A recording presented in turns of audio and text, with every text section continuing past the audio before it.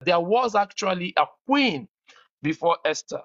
So I began to think of what phrase, what catching phrase do I use for this live broadcast? Do I call it the mistakes of Vashti? I struggled for that. But no, you know what came to my mind? Title today's broadcast, Queen Vashti. Go ahead, don't say mistakes of Vashti. Give her that credit, Queen Vashti. And that's why that's our title today, Queen Vashti. And we want to start with that. Let me read you what I wrote that came to my spirit yesterday. Queen Vashti. And the emphasis is on the queen. Because truth be told, nobody can take away from her that she was a queen. But the question I want to ask you and I, especially my sisters under the sound of my voice, this question is for you. Do you want to be referred to as someone who was once a queen, or do you want to remain a queen? I want your heart, your mind to start going towards that direction. How do you want people to refer to you? Meet our former queen or meet our queen? That's the first thing I want us to think about concerning Vashti. I give her the credit that she was a queen. But if I'm talking to ladies who are queen, do you want to continue being a queen? Or do you want to be referred to as, oh, she was a former queen? This is bringing me, write this thing down if you're listening. This is bringing me to the mindset of success and succession. Write it down, right? Success, right? Success. In fact, it's actually three-way: success, sustainability, succession. But we're going to get to succession later.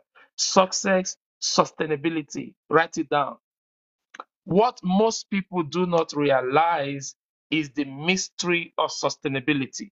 Take note of that. The mystery of sustainability.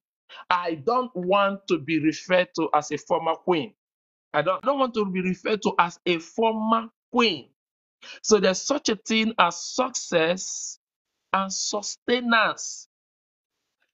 Write down, learn here, learn right now. Success can happen by accident, but sustenance is never accidental.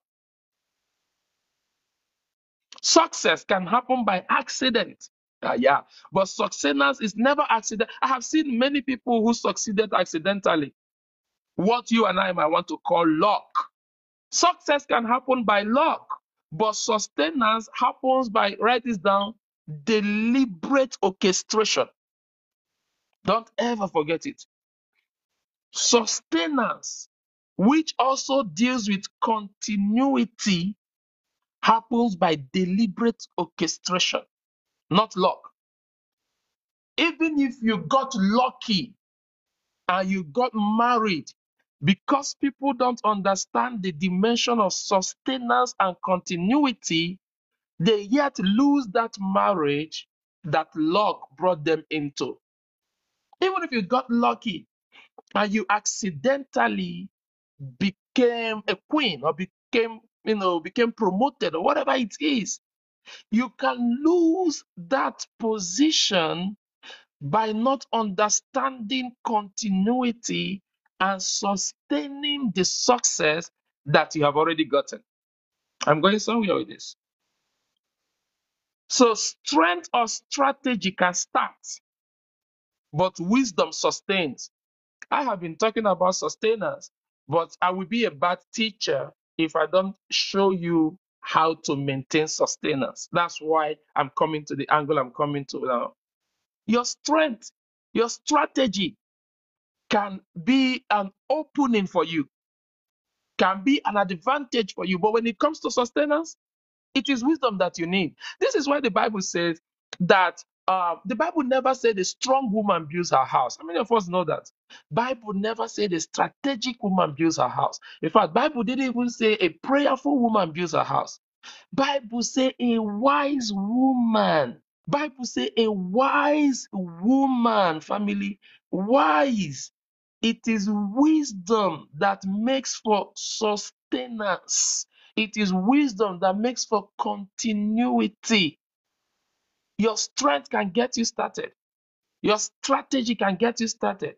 But if you have strength and strategy without wisdom, oh, you might not like what is about to happen to you. The Bible says that wisdom stands in the street and cries out.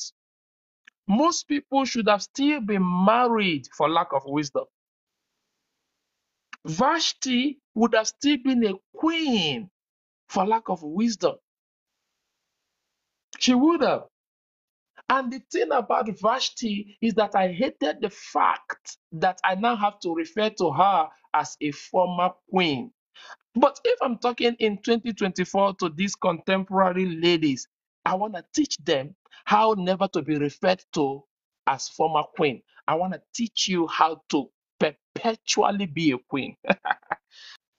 And one of the ways is wisdom. So a wise woman builds her house, not a strategic woman, not a strong woman, not a prayerful woman.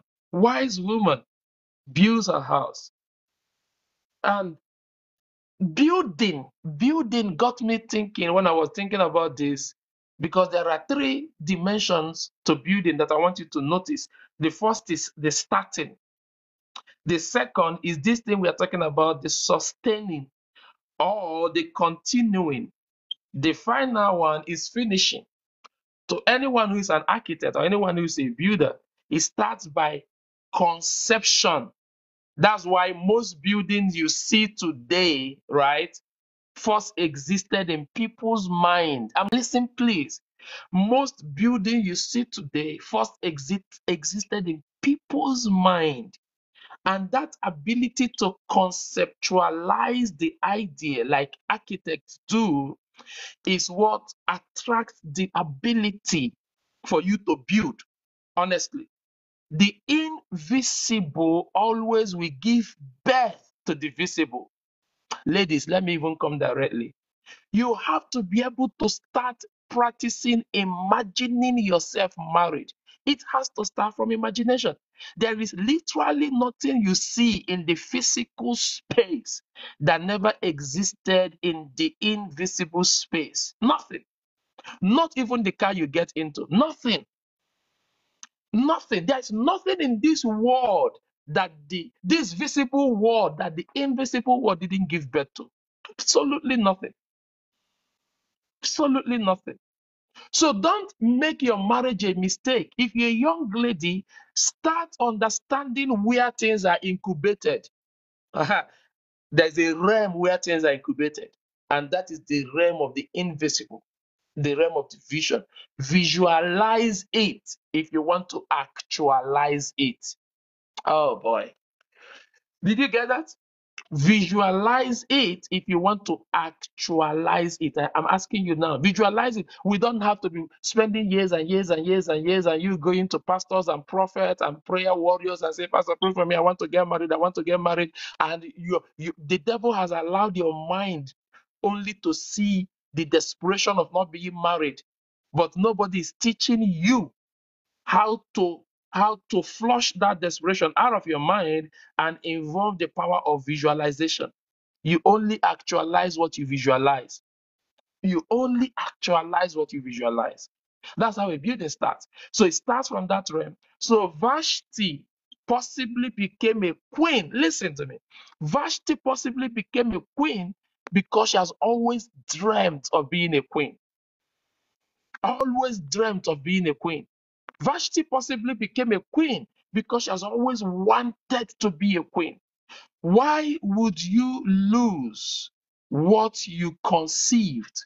Why would you lose what you had always wanted to be? So that is the starting phase of the building. But there's a sustaining phase of the building. And there's a finishing phase of the building. But those who are smart, finishing doesn't mean roofing the building or painting the building or putting in the finishings, putting in the furnitures. That's not what finishing means. Those who are smart, finishing actually means succession. We finish well if we understand succession. That's why I told you I was going to come to succession. We finish well if we understand succession. Succession is ability to take this thing and hand it over to someone else who will continue where you stop. And that's actually why I do leadership training. I don't want to be the only good teacher of the word of God on TikTok. I want you to teach better than me. How do I finish as a master builder? Wise master builder is by taking you into that leadership training and exposing to you everything that I know. That's me finishing. That's how to finish. Exposing to you everything that I know. Vashti didn't have the opportunity to get to the level of succession because she couldn't maintain sustenance. There is no such thing as succession without sustenance. So watch this. It starts with success. It has to graduate to succession before you can talk about sustenance. What you didn't sustain, you cannot hand over to somebody else. You cannot have a successor over what you didn't sustain. There is nothing to hand over to another if you couldn't sustain it. So I am not thinking about success or starting. I'm not thinking about succession or having a successor. I want us to be in the middle because this middle is very important.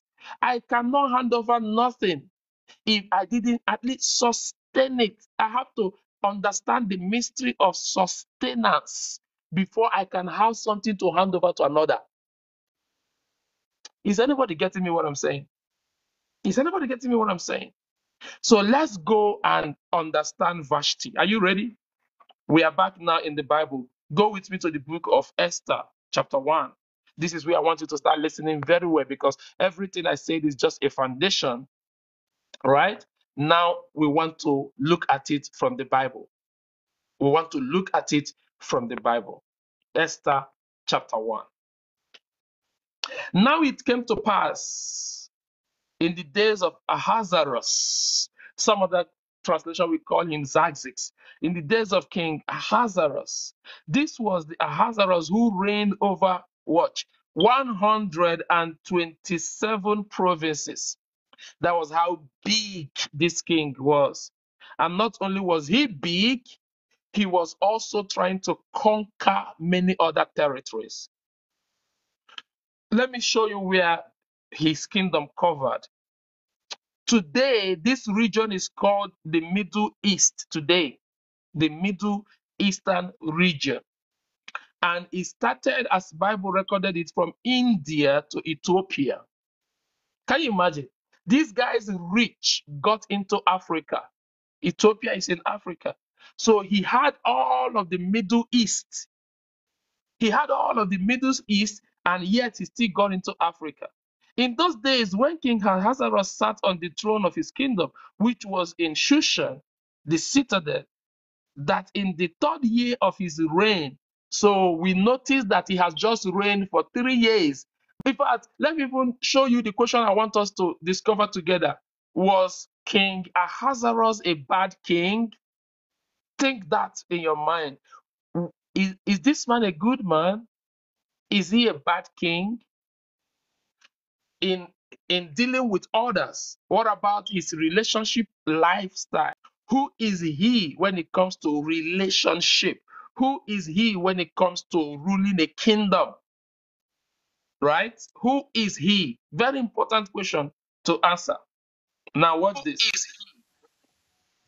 So after 3 years that he ascended the throne, probably within 3 years he has covered 127 territories. He was a territorial leader.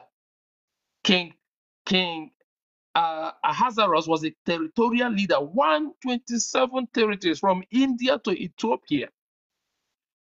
3 years he has ruled. Now let's look at verse 3. That in the third year of his reign, he made a feast for all his officials and servants, the powers of Persia and Media, the nobles and the princes of the provinces being before him. What was the wisdom of the feast? King Ahasuerus can teach us something about leadership, but I'm not talking about leadership. Because a good leader, how can you rule 127 territories? Oh God have mercy. I don't wanna be I don't want to divert, but I'm here thinking to myself, how can I rule 127 provinces being one person? How can I do that? What kind of leadership ability must I deploy to effectively rule 127 states, if you want to call it, countries, if you want to call it, territories, provinces, and I'm just one person? And I'm just one person. We have to give him credit that he was a strong leader. And we must see in verse 3 the way he held his governors together. We must see in verse 3 the way he has the wisdom of always bringing his governors together. Now, when he showed the riches of his glorious kingdom and the splendor of his excellent majesty for days, 180 days in total. So this man was displaying how rich his kingdom is. Do you know how it's done? Let me paint you a picture. If he calls the man in charge of India, the governor of India will come and do a parade and give a report how successful India is. The governor of, where are the places in Middle East now? The governor of Ethiopia will come. Ethiopia is even in Africa. The governor of, give me that name, the governor of Turkey. The governor of Turkey will come. The governor of Elytra will come. All of this kingdom. This is how he was displaying it. There were so many people to display the wealth of his kingdom that the party took 180 days. We are going somewhere with this. And when these days were completed, the king made a feast lasting 7 days for all the people who were present in Shushan. You guys don't go back yet. Let's just eat. We have had 180 days of display to threaten our enemies, to let them know we are prepared, to let them know we can come take other territories. But you guys must be exhausted. Let's take 7 days and have fun. A leader must learn how to create fun for his followers. Oh, I don't want to go leadership. Let's take 7 days and have fun. So 7 days were and when these days were completed, the king made a feast lasting 7 days for all the people who were in present in Shushan, the citadel, from great to small. Great to small. He was not a king that discriminated. The small were comfortable around him, the great were comfortable around him. A leader must not discriminate. Think with me. In the court of the garden of the king's palace, look at the venue of this meeting. It was almost in his house, in his courtyard. There were white and blue linen. Boy, I don't want to go defining all of this thing. Let me leave all this description. Verse 6 is pretty much description of, but verse 6 is pretty much ambience. Verse 6 is dealing with ambience. Just ambience, just ambience. But in verse 7, and they served drinks in golden vessels, each vessel being different from the other, with royal wine in abundance, according to the generosity of the king. He was a generous king. Queen Vashti, verse 9, also made a feast for the women in the royal palace, which belonged to King Ahasuerus. Hold verse 9 close. I'm coming back to it. Hold verse 9 in your mind, please. She made a feast. Okay. On the 7th day, which was the last day of this party, when the heart of the king was merry. So we are seeing the condition of the king's heart. His heart was merry with wine. He commanded Mehuam, Biza, Habona, Bigtha, Abagtha, Zephyr, and Kakas, even 7 eunuchs who served in the presence of King Ahasuerus, to bring Queen Vashti before the king, wearing her royal crown, in order to show her beauty to the people and the officers, for she was beautiful to behold. Credit to her. Beautiful to behold. 3 schools of thoughts. Listen. People People, because when the Bible don't give you clear information, people's mind wander. Now, the Bible didn't state clearly why Queen Vashti refused this invitation. And as a result, people's mind began to wander. A school of thought said that the king asked her to come naked, wearing only the crown. That was what a school of thought said. The king asked her to come naked, wearing only the crown. Okay, okay. How true can that be? The only way we can diffuse that theology or that philosophy or that pattern of reasoning is to check antecedents. One of the ways is, who is this king? What manner of person was he? What was his mannerism? What was his values? Who was he? A king that just wrote, verse 8 wrote that in accordance to the law, the drinking was not compulsory. In accordance with the law, the drinking was not compulsory. For so the king had ordered all the officers of his household that they should do according to each man's pleasure. There is a law that pretty much forbids unnecessary drinking. So it's possible that this king has some manners and mannerism and morals. By antecedent, is this a kind of a king that will ask his wife to come out naked, wearing only a crown? By antecedent.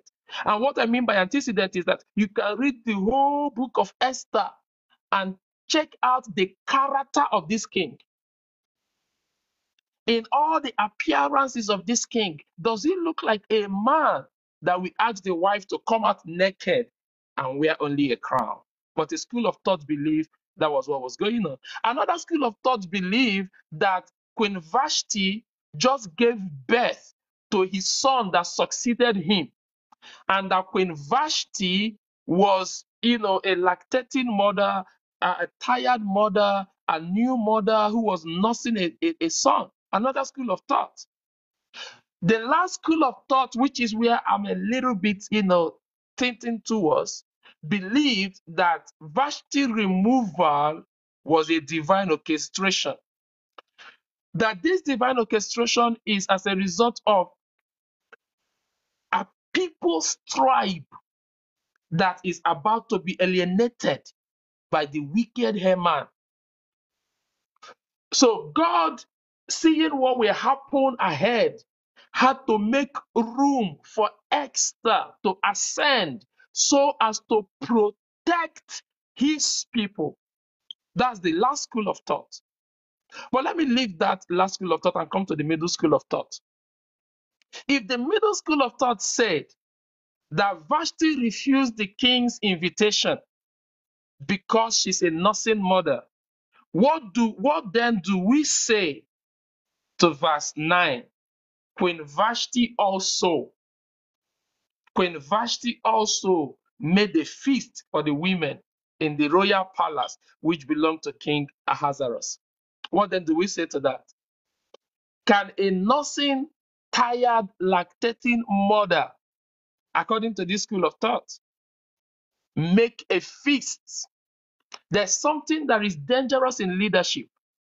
It is called diversion. Diversion. Diversion means different vision. Stay with me, family. It means different vision. It is from this diversion that we have the word division. One of the worst things that can happen to any leader is division. One of the greatest attack to even the strongest of leaders is division. Pastor, what do you mean? How do you say that? Why do you say that? I'm going to give you an example. I was teaching in leadership yesterday, and I said to them, none of us leaders must ever allow unnecessary arrogance. You know what I call unnecessary arrogance? The pride that says to you, this thing cannot happen to me. It is an unnecessary and sickening arrogance. When you begin to think, this thing cannot happen to me. And I feel like asking, who do you think you are? I actually feel like asking that question. Who do you think I am? Who do you think you are? Oh, Pastor Samuel, Reverend Samuel is so smart. Reverend Samuel is so wise. I like the way he structured his TikTok live stream. That is not the live stream anything can happen to. That's a lie. Anything can happen to my live stream. But Pastor, why are you sounding like this? I give you a very brutal example. God is my example. God is my example. God. And I'm not sure there is any leader that can be as solid as God. Who agrees? I'm not sure there is any manager with your managerial skill that can manage things at the level God manages things. I'm not sure. But if I tell you that God had a leadership challenge, oh, I know you will believe me. Oh, I know you will believe me. How can God have a leadership challenge? And number two, if God can have a leadership challenge, where is this audacity coming from? Where is this arrogance coming from? Where is this thing coming from that makes me feel it can never happen to me? Don't ever use the word never. Did you hear? Don't ever use the word never. In fact, if there is a lesson I want you to hold so strong as a lady from the life of Vashti, that lesson is never settle. One of the mistakes of Vashti is maybe taking advantage of the goodness of the husband. Oh, the husband was a very good man. Believe me. Pastor, why did you say that? If the husband wasn't a good man, according to the law of the Mede and Persia, Vashti deserves to die. You don't refuse a king. There are two things that attract death in this kingdom: that a king called you and you said no, and that you barged into a king uninvited. Do you guys know why Esther said, I'm going to go meet my husband even without invitation? And she said, if I perish, I perish. Esther understood that according to the law of the Mede and Persia, if you show up uninvited, it could cost you your own life. That's how stringent their law was.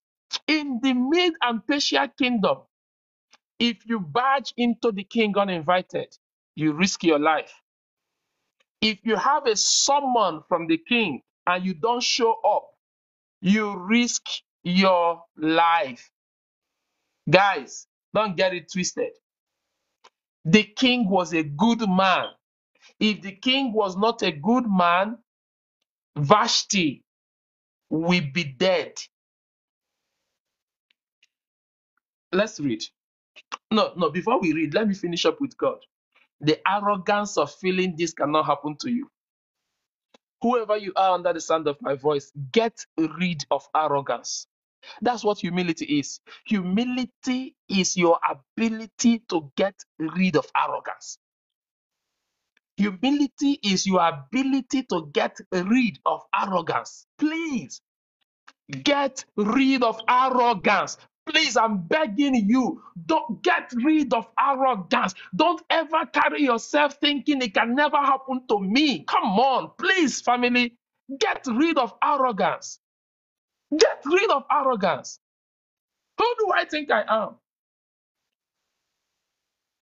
Who do I think I am? Be careful not to judge people. Be careful not to judge people. Be careful not to think you are better than people. Oh, be careful. Guys, I'm begging you guys. I'm not even lying. Oh, Pastor Reverend Samuel is very structured. Nothing can happen to his life page. I'm not even thinking like that. You're the one who's thinking like that. I don't have the arrogance to think like that. I know the word so much to know that that if God had problem, welcome, Pastor. If God had problem in heaven, leadership problem, angel, do you know how many percent of angels that God lost in heaven in the hand of Lucifer? God had a division problem. Division. Why are you talking about division, Pastor? Esther chapter 1, verse 9. Throwing a party when your husband is throwing one. And I'm addressing the school of thought that say, oh, she gave birth to a baby. She must be a nursing mother, a lactating mother. That's why she didn't honor the invitation. And I'm saying to that school of thought, but she had the audacity to throw a party. And because she was throwing her party, she didn't respond to the king. Did she not know the law of the Mede and Persia kingdom? You don't refuse the king's summon. Family, a king who is showing his might because he still has an intention to conquer other kingdoms.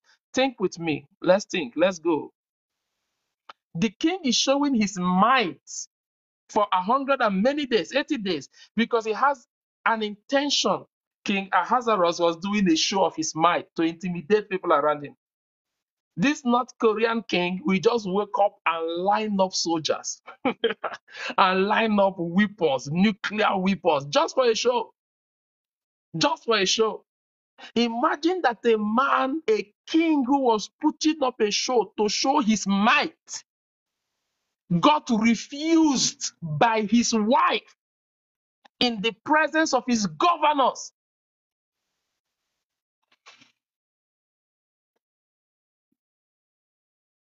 Are you imagining it?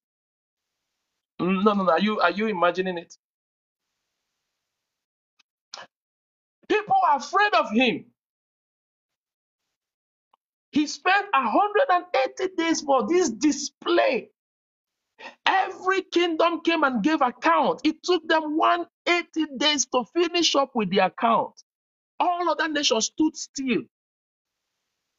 7 more days for a feast. And it was on the last day of the feast that he wanted to show the beauty of his wife. That's what the Bible told us. He wanted to show. Could it be that this king was calling the wife to praise the wife? See how beautiful my wife is. I'm going after the Bible. He wanted to show the beauty of his wife. Because the Bible recorded for Vashti was very beautiful. Vashti was very beautiful. Okay, let me read it again so that it doesn't look like I'm making things up. All right. On the 7th day, when the heart of the king was merry with wine, he commanded all of these Jewish mid-Persians name that I don't want to stress myself anymore calling, to bring Vashti before the king wearing her royal crown. This wearing her royal crown must not only be interpreted as bring her naked only with a crown. No, it can also be interpreted as bring her well adorned as a king. Wearing her royal crown means bring her as a queen. Make sure you bring her out here as a queen that she is. She should dress and put on, tell her not to forget to put on her crown. I want to show her as my queen. Could it be that this man was trying to show her queen to her governors, to his governors? Could it be? Could it be? Okay. Let her come with her royal crown in order to show her beauty to the people and the officials, for she was beautiful to behold. Could it be praise? Could it be praise? Was he inviting his wife to worship his wife, more or less, to praise his wife, to adore his wife, to sing of the wife's praises, to showcase of the wife's beauty? Could it be? Could it be? Mm, mm, mm, mm. But Queen Vashti refused to come at the king's command, brought by the eunuchs before the king. She refused to come. Therefore, the king was furious and his anger burned within him. Anybody getting me what I'm saying, family? Is anybody learning something today? The king was furious. Take note of the fact that the king was furious. The king was furious and he burned within him. Be careful. Back in those days, don't make a king angry. You are learning. Joyous lady, don't make a king angry. Notice how the anger of the king was defined. Everybody, because I told you that you will know what manner of man he was by his antecedents. You can track his character reading all through the book of Esther. You can track his character. You can track his character. Very protective husband, wasn't he? When Esther reported about his right hand man, and it doesn't matter how long you have been my right hand man, when Esther reported about, I mean, how many men can take a report of a newly Jewish woman who was married and kill your own right hand man? Do you know what men's code is? Do you know what men's code is? According to the order of men's code, it's difficult for men to turn against themselves because of a woman. Very difficult. How long has he been with this man, his right hand man, Haman?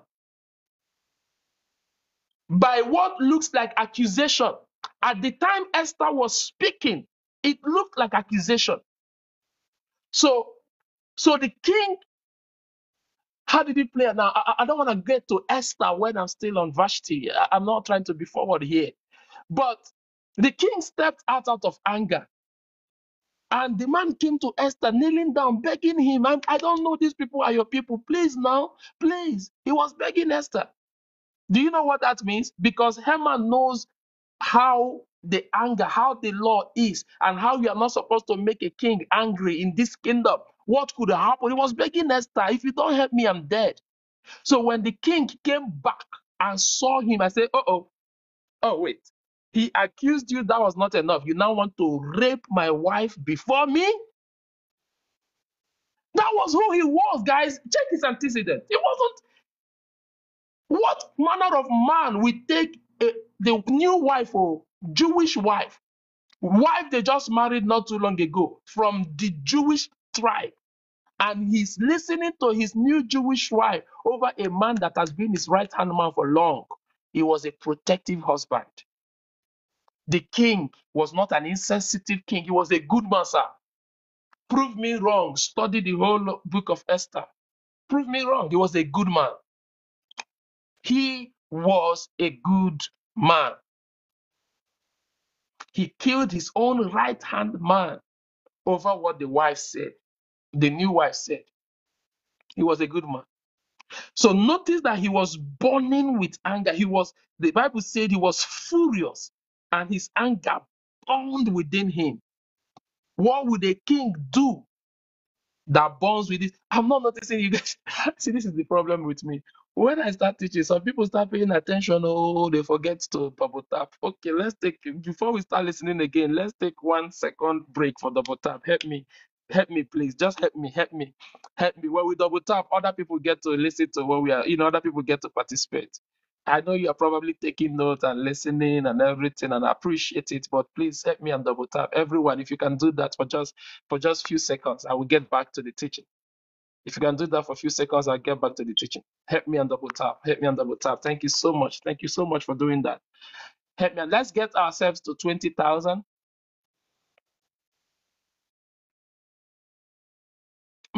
Go out and come back in to reset that network, okay? Let me take you out and bring you back up. That is supposed to reset your network. And anybody that wants to come to the bus, please send a request. What happens in this kingdom? In this kingdom, when the king gets angry? That's the question, family. What happens in this kingdom when the king gets angry? And did you see how his anger was defined? Thank you, Blessing. Thank you for muting. I think your hand touched something before and it was unmuted and I had to take you down, but welcome back up. So did you see how his anger was defined? The king was very furious and his anger burned within him. Then the king said to the wise men, he didn't act immediately. That's why I respect him. Ahasuerus, one of my best kings in the Bible. A man that knows to be angry but don't take action out of his emotion. He was angry, but he never took action out of his emotion. Look at what he did. He turned to the wise men. Why would he turn to the wise men? Pretty much he consulted the law. He turned to the wise men. The king said to the wise men, who understand times, for this was the king's manner toward all who knew law and justice. Hey, my God. I love Ahasuerus. He was not acting out of his anger or emotion. He was consulting the judicial system. He consulted the judicial system. He never slapped the wife. He never made a case. He didn't even have the arrogance of saying, I'm the king. By the way, I'm the king. I can do whatever I like. He didn't even have the arrogance. He had the humility to consult the custodians of the law. I mean, in your Bible, to consult the custodians of the law. He consulted them. I said, what does the law say? What is justice for a matter like this? Those closest to him being Kushana, Shatter, Admata, Tashish, Meres, Masena, and Memucan, the seven prince of Persia and Media, who had access to king's presence, who ranked highest in the kingdom. Look at the level of his consultation. Look at the kind of people he consulted. Look at the kind of people he consulted. Yes, do you know who I am, Pastor Joshua, right? Pastor Joshua, you probably have to come to the box. I'd like to hear what you have to say about this. Do you know who I am? I called you to come and you refused. Do you know who I am? That's how men sound, isn't it? I love that, Pastor Joshua. I really love that. Do you know who I am? I'm the king of 127 states, countries, provinces. Do you know who I am? That I called you and you refused to come. Do you know who I am? He didn't do that, family. No, he didn't do that. He consulted wise men. I love this king. Honestly, I give this king credit. He consulted wise men and said, what shall we do to Queen Vashti? Oh my God. What shall we do to Queen Vashti according to the law? Are you seeing a man that walks according to the law? Because she did not obey the command of King Ahasuerus brought to her by the eunuchs. Did you hear what I said about the law of the Mede and Persia kingdom? You don't refuse king's summon and you don't barge into king uninvited. Esther knew that. She knew that. And she said to the uncle, good guys, pray for me 3 days and 3 nights. I will go to my husband uninvited. Esther said, uncle, it's a risky task. If I perish, no problem, uncle. Let me perish. But I'm still going to go. I'm still going to go. So Vashti also knew that refusing the king is not proper. She could have lost her life. But the man said, and Memucan answered therefore the king and said, the princess, Queen Vashti has not only wronged the king, but also the prince, which is true, which is honestly true. Do you know what your position entails, queen? This thing that you did, this blatant refusal of your husband's invitation, when the governor of India gets to India, the wife will now have the audacity to say, come and go and sit down, who are you? That is it. Because all the other queens of all these provinces look up, you are the master queen, you are the chief queen. I'm talking to queens today. Please don't lose your position by settling. The most strongest point of my today's message is never settle. That is the strongest point of today's message. Don't come to that arrival point. I have arrived. Is he not my husband? What can he do? I have arrived. I have given him male children and female children. What can he do? Don't settle in life. I see the investment of women, whether it's in prayer or good attitude or good mannerism or a lot of things. When they are trying to get something that they so passionately desire, they're trying to get a husband, whatever it is, you see them, they are well behaved. But why is it that when you now get in, you now settle? A wise man once said that whatever you did to get what you got, you have to continue doing it to keep what you got. never settle. It is a settlement or settling mentality that will make the queen say, who is the king? Can't he see I'm having my own party? Can't he see I'm having my own party? How many of us remember that she threw party for the queens? So when this man say that this thing is not only a disobedience to you, king, this is a disobedience to all of us. You know why? Because their wives, who should have been by their, is it Reverend Joshua, is he left or right? I don't even know the position. Their wife, who should have been by their side, all of them went to be with Vashti, and they were throwing a divided party, different party, two goals, two visions happening in the same environment. Division. Division. It happened to God. How did you think the disembodied angel became disembodied? How did you think demon came to pass? How did you think we had Satan? Satan was not Satan. Satan was Lucifer, a beautiful angel. But division happened in heaven. Division happened in heaven. If division could happen in heaven, and Satan did not deceive people he created, all those angels that Satan polluted, God created them.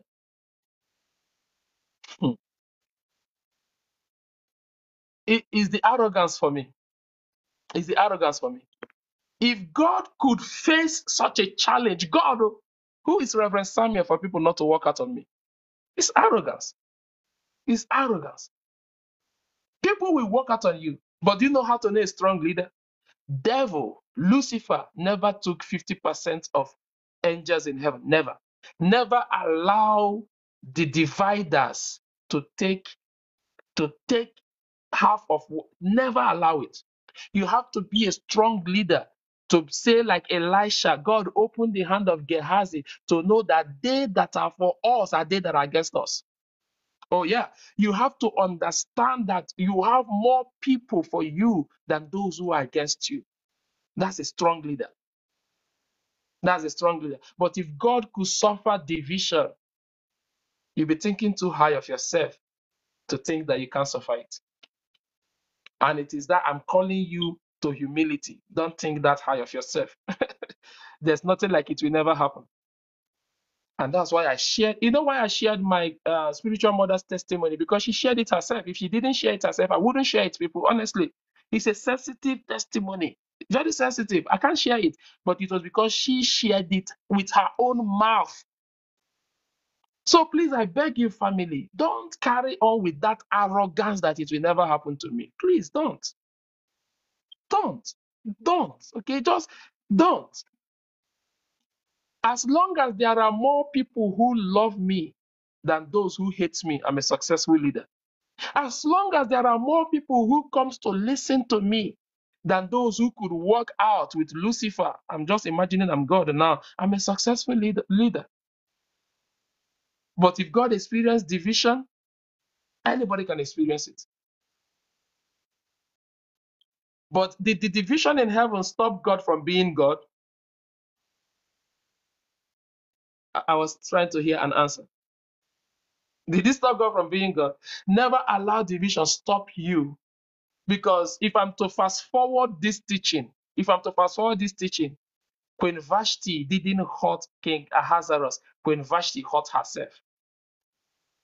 Now, if I'm to fast forward, if I'm to take us to conclusion already, right? If I'm to take us to conclusion already, King Ahasuerus didn't lose his throne. It was Queen Vashti that created a vacancy. It was King Vashti that created a vacancy. God has never stopped being God. It was Lucifer that now is messed up. Lucifer is now messed up.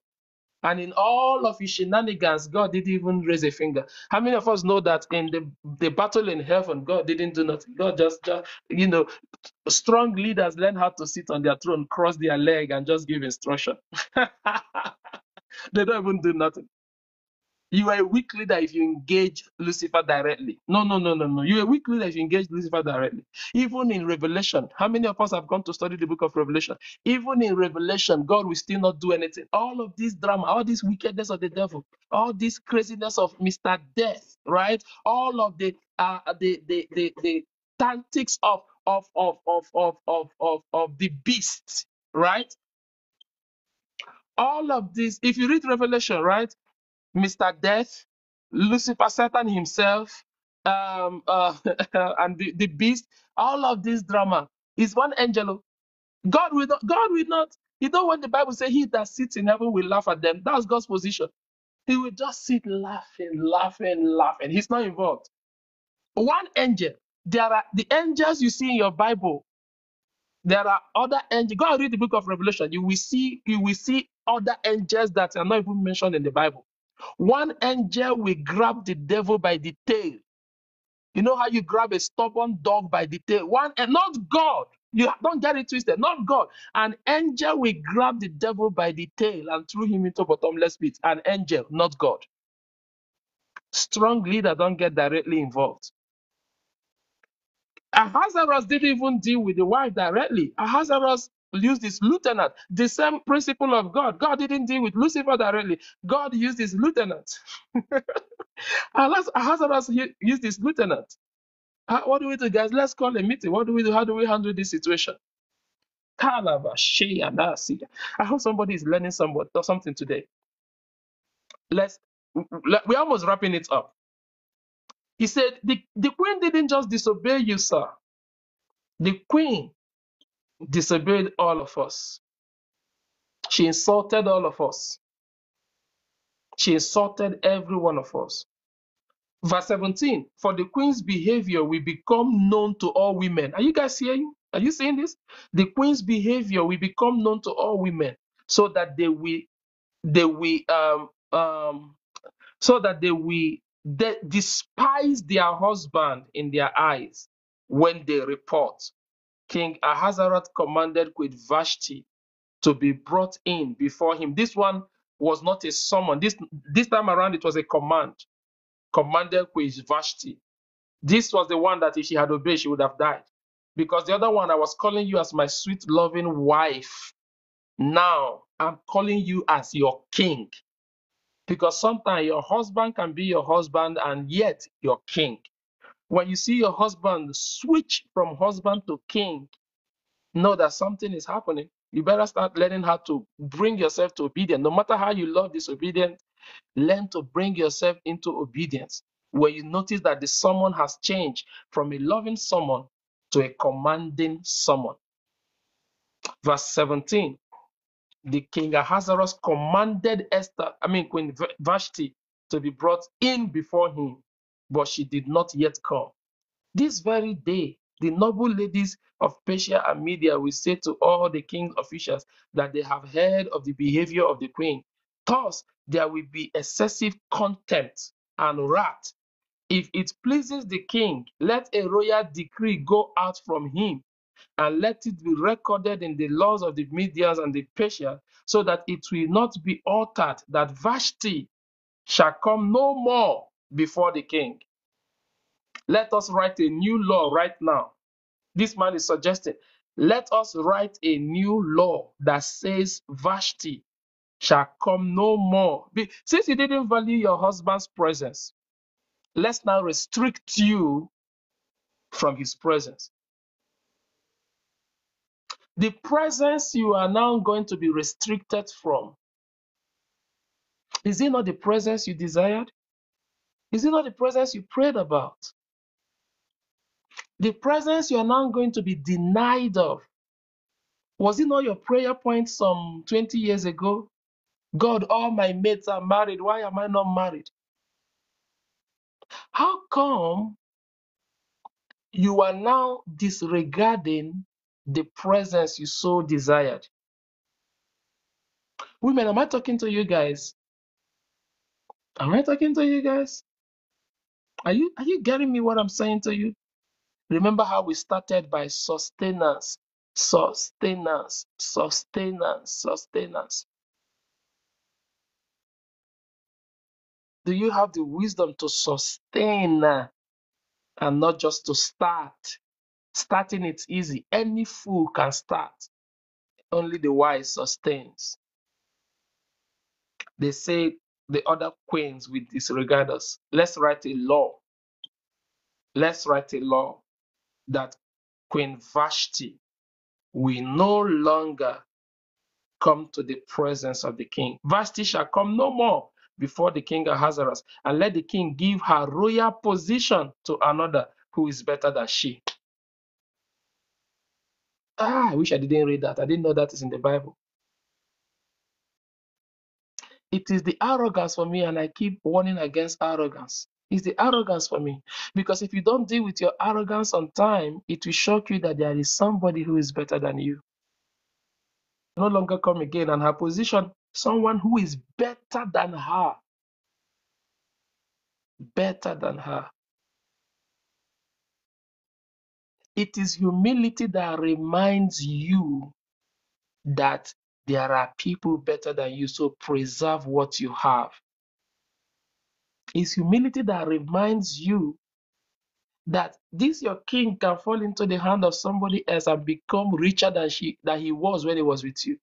It now looks like a disgrace. It now looks like you are his problem.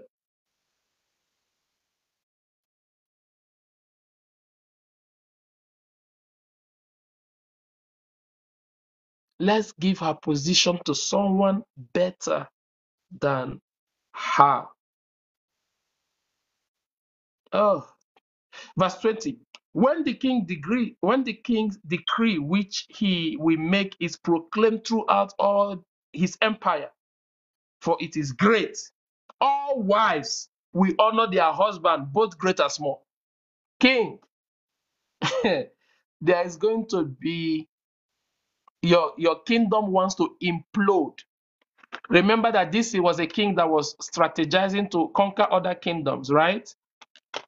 But the greatest form of catastrophe is not even explosion. The greatest form of catastrophe is implosion. When things begin to get bad from within, that's horrible. That's how so many kingdoms have been defeated in a battle. When you are in a battle with another kingdom, they strategize how to destroy you from within you. Most great men have been destroyed from within. When you see Samson, ask him. Enemies of Samson will always look for someone that is within to bribe that one. Destruction within, implosion. We are here conquering kingdoms. But what is happening right now, King? We implode us. If you don't send out this decree, we are going to suffer implosion. Imagine when all our wives begin to rebel against us. He said, this decree is great, and it will make all our wives to honor their husband, both great and small. And they replied, please the king and the princes. And the king did according to what the word of Memucan. Then he sent letters to all king's provinces, to each province in its own script, because they speak different languages. To each province in its own script. These are different people, different languages. All right. So he sent letters to all of them in their own script, and to every people in their own language, that each man should be master in his own house and speak in the language of his own people. And that's where he stops. Chapter 2. After these things, when the wrath of King Ahasuerus subsided, he remembered Vashti, what she had done, and what had been decreed against her. Then the king's servants who attended to him said, let beautiful young virgins be sought for the king. I want to end on that chapter 2, verse 1 and 2. What do you think he's saying here? I told you this man was a good man, didn't I? What do you think this is saying here? After the king's anger had subsided, he remembered Vashti. What do you think that means? He remembered Vashti. He didn't have no intention to displace Vashti. He didn't have no intention to dethrone Vashti.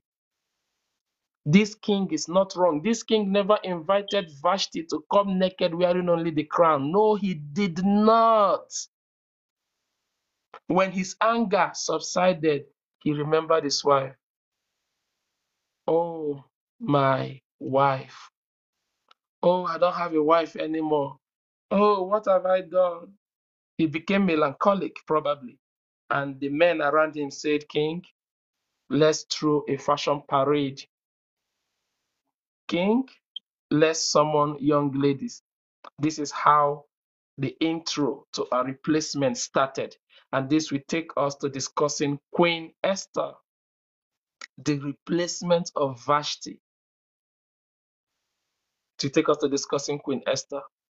But when you read verse 2 and you read it with the proper eye of interpretation, you will notice that he was already missing Vashti.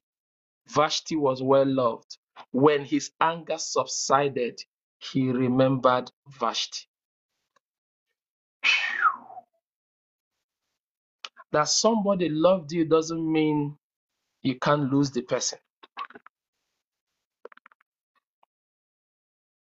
Someone can love you, but you can still lose the person. When his anger subsided, he remembered Vashti.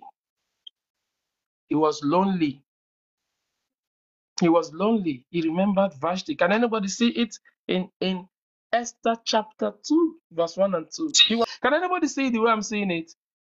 Is the way I'm seeing it correct? He was lonely. He was lonely.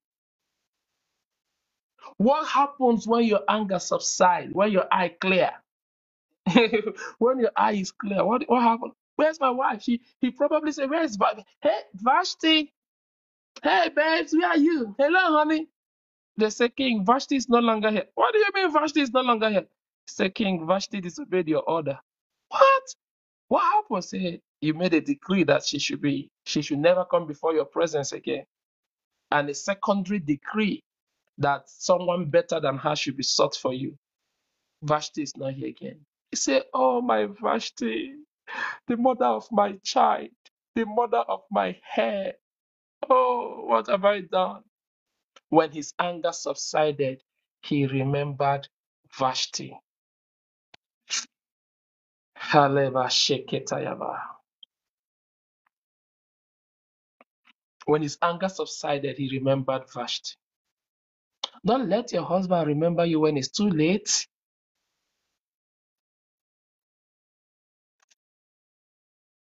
It was just obedient. Why Vashti lost her throne? Was it something serious? Did she lose her throne for something serious? Was it adultery related? Was it fornication related? Was it a serious crime? How can I lose my throne for something that is not serious? What would it have cost me to dress up and come answer to my king and have him hold me and just walk with me around? And all I had to be doing is to be waving at people and smiling at people. He could have just taken maybe like an hour, and then he will give me a kiss and send me back to my quarters. How could I have hurt anything? How could I have hurt anything? What have I done to myself?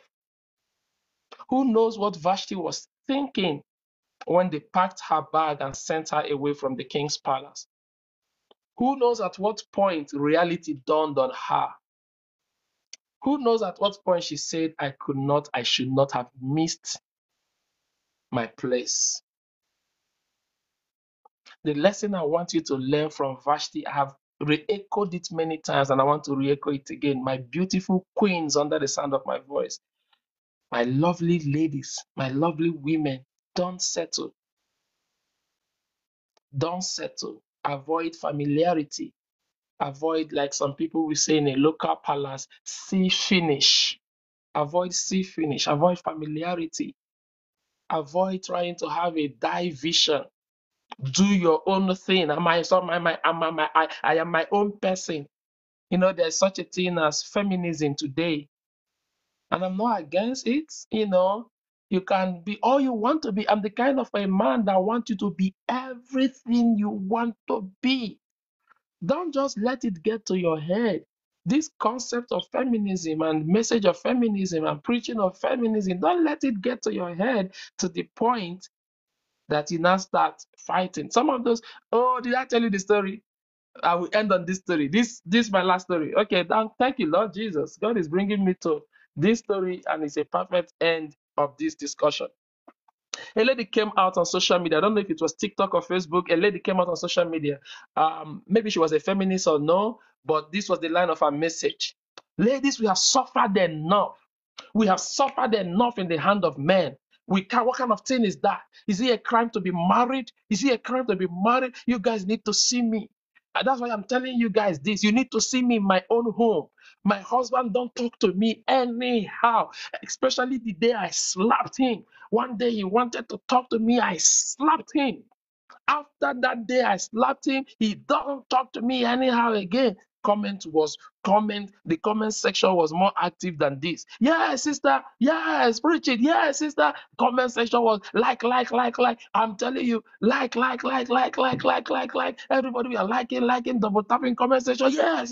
Women power. Women must be liberated. What nonsense. Must everybody be married? If they don't want to be married, let's get out of this marriage. What nonsense. Everybody was hailing her. So one day she didn't come live.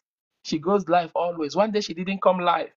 But one of the people who follow her on her live stream live just 2 blocks away from her house, was actually her neighbor, same street, 2 blocks. Madam Margaret. I'm not gonna use Margaret. I think I have Margaret here. Margaret, forgive me. Let me use another name. Come on, man, give me a name now. Madam Vashti. Let's remain with Vashti. Madam Vashti didn't come live today. Madam Vashti didn't come live today. What happened? Madam Vashti didn't come live today. What happened? I really need to discuss. Movie times, welcome. And I really need to discuss this matter with her. I wanted to ask her a question on her life today, but she didn't come live. Okay, well, I'm lucky that I live 2 blocks away from her. The other day she was driving. I said, Madam Vashti, wow, what did you come here to do? She said, that's my house. You live in this neighborhood? Yes. Wow, this is my house right here. Really? We are that close door neighbor. Say, yeah. Wow, good to see you. Okay, bye-bye. See you later. They greeted. So she remembered that, well, Madam Vashti is my next door neighbor. Since she didn't come live today, let me go and just knock at her door and just interact with her and ask her the question I wanted to ask her on live. All right, let me take advantage of the fact that she's my neighbor. This is how this innocent woman who had already begun to slap slap the husband. So this is how this innocent woman who had already begun to slap the husband because of Madam Vashti's teaching online, right? So she slapped the husband. The husband was in shock. The first day she slapped the husband, the husband was looking like someone that a trailer jammed. He was in shock. He couldn't understand it. He was like, what did I do? Honey, you slapped me. Say yes, and I will slap you again. The husband was dumbfounded. What did I do? But he was a gentleman. He just laughed over it and went to work. So this lady. So this is what happened. So let me go to Madam Vashti's house, since she's my close door neighbor, and ask her the question I wanted to ask her. She's not come live for 2 days. So she went to Madam Vashti's house, not the Vashti of the Bible. We are using the name Vashti. So knock on the door. Lo and behold, Madam Vashti was at home. Knock on the door. And Madam Vashti said, who is there? It's me, your neighbor. It's in Kiru. Oh, Kiru, come on in. Madam Vashti opened the door. People like story. Look at how everybody's listening. People like story a lot. Madam Vashti opened the door and welcomed Nkiru, and Nkiru said, what do you want? What do I get you? Do I get you a drink? Do I get you water? What do you want? So, no, I'm okay. I just wanted to ask you the question. And as she was talking, the husband spoke from inside. Vashti, Yes, honey, I'm almost done, honey. I'm almost done. I was packing your lunch box. I was packing your lunch box. Honey, please don't be angry. I'm almost. Honey didn't say anything. The honey just called your name. You don't even know why he's calling your name. The woman was now shocked. Nkiru was shocked. Nkiru was sitting down. Nkiru was confused. Why is she rejecting just because the husband called her? Why is she trembling?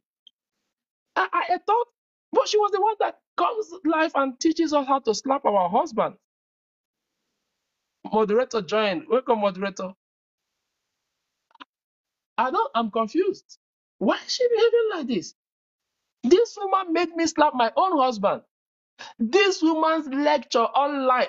Guys, be careful who you listen to on social media. Social media is different from real life. It is only few people that are real in social media.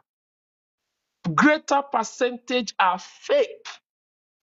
They carry a facade on social media that is so different from who they are in real life. You need to see Madam Vashti on social media. Don't let them intimidate you. Did we commit any crime being married? The day I slapped my husband, that was the day he knew he can't do anything. You don't know me. I'm not the woman you can beat. You can't beat me. I'll break your head. That was her lecture on social media. But in real life, when Nkiru visited, Nkiru was so confused. Nkiru couldn't reconcile the social media Madam Vashti and the real life Madam Vashti. Nkiru just got lost. Nkiru was very confused. What is going on here? Your husband just called you, honey, and you are shaking. Honey, I'm done. I'm almost. Just give 1 more minute. 1 more minute. I'm done packing your lunch box. I'm done. And the husband came out from the room. Vashti, I'm going. Okay, honey, have a good day, honey, today. Have a good day, honey. Oh, go. Thank you so much. So when honey left the house, Nkiru looked at Madam Vashti and like, why are you so fearful before your husband? Madam Vashti said to Nkiru, social media, we are catching cruise. Okay, don't tell anybody this. On social media, we catch cruise. We just catch cruise on social media. It's the viewership we are looking for. We are looking for viewership. We are looking for coins. We are looking for gifts. We are looking for viewership, for coins. So that's why you a lie. You live a lie. You deceive people because of coins. You deceive people because of viewership. Come on here. Nkiru hijacked her like this. Nkiru hijacked her. Do you know you've wrecked my marriage? I slapped my own husband here. You slapped your husband over a woman that rejects over her own husband. Nkiru, you have slapped your husband for real. You who has never slapped your husband. You have slapped your husband on the teaching of a woman who trepidates over her own husband. Have you done a forensic investigation of the voice you hear on social media? Have you done a forensic investigation? Who are you listening to? Who are you listening to? There are people on social media that are apostles, bishop, prophet that don't have no ordination certificate. There are some of them that has never been to a church, that are not born again. But because there's no forensic investigation, they come here and have big titles, and you see them listening to them. There are some of them that cannot exegete the scripture. They can't exegete nothing. They can't exegete nothing. They can't interpret nothing. They don't have no hermeneutics, no scriptural interpretation, no exegesis. They don't have nothing. They don't know anything about it. They don't know nothing about it because they are not pastors. But you don't know that they are not pastors because on social media, anybody can become anything that they are not in real life. I wish I'm teaching somebody wisdom here.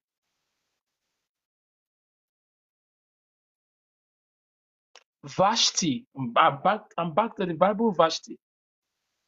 Vashti lost her place, something that simple obedience could have secured for her. Simple obedience. Her Ahasuerus loved Vashti.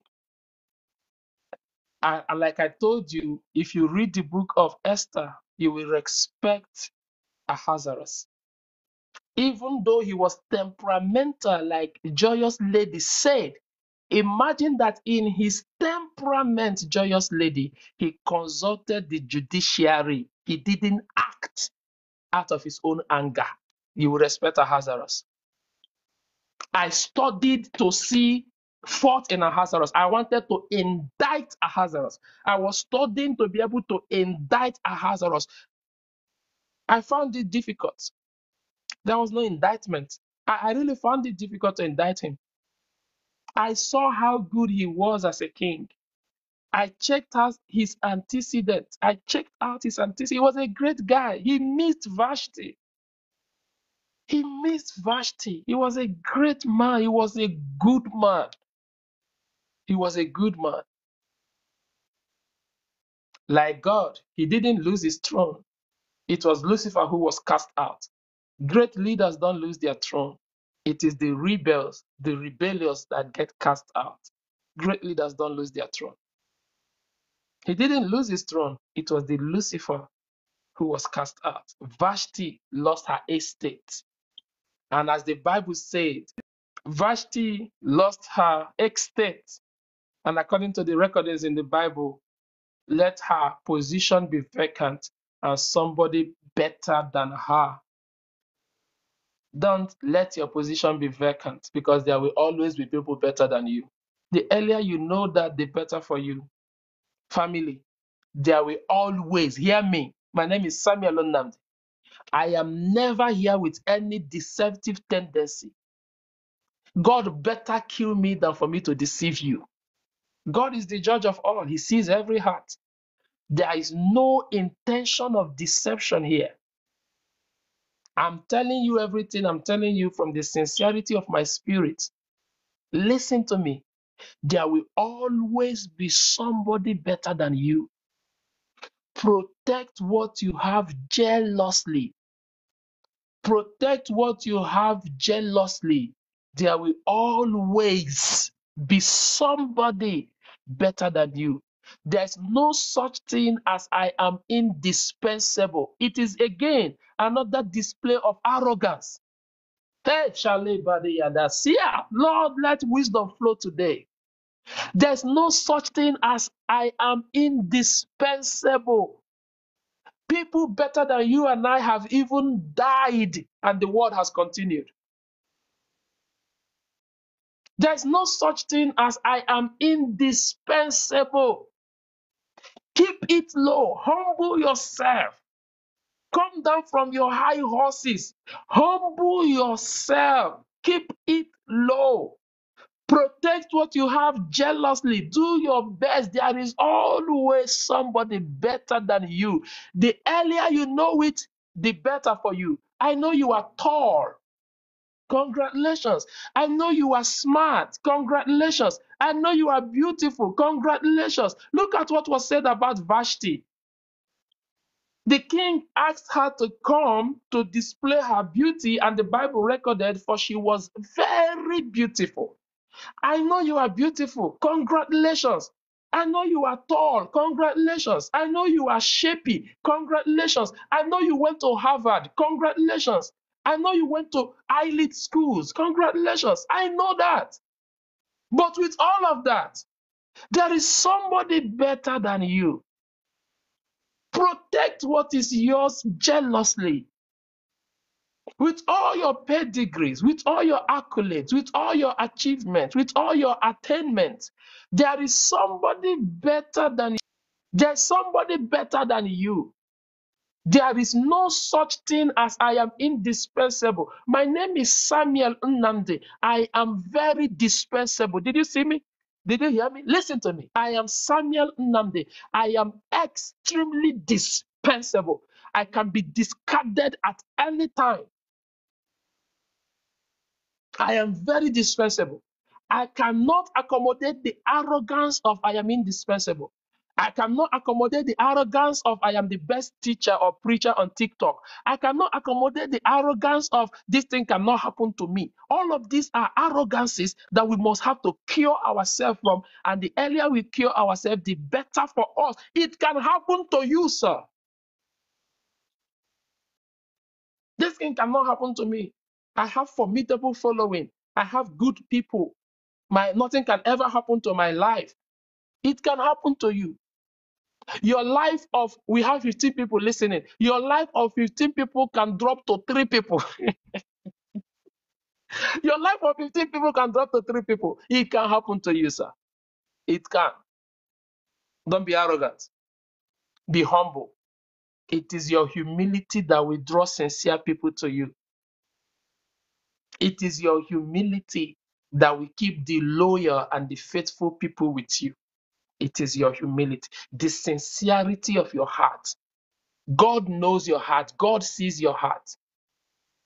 Prophet Webby, as long as you're prophesying with a sincere heart, with love for people, healing people, delivering people, doing ministry with sincerity of your heart, God sees that. What is most important is the validation of God, not the validation of men. It can happen. Amen. It can happen to you. It can happen to you. It happened to God. Lucifer walked out with some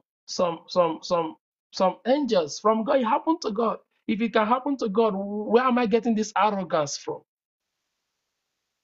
Where am I getting this arrogance from? It can happen to you. The key to growth is humility. Vashti would have just humbled herself and answered her king. Three school of thought that the king asked her to come naked with only the crown on her head. I have debunked that. That's a lie. We didn't see that in the antecedent of that man. Second school of thought that she gave birth to the king heir. She gave birth to the king's son. School of thought that said this is why Vashti disobeyed the husband. The second school of thought said that she gave birth to a baby and that she was a nursing and a lactating mother.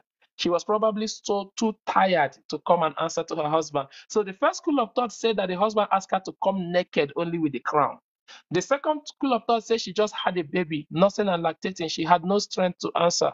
And I also debunked the second school of thought. I asked a question and said, why would she then call a party?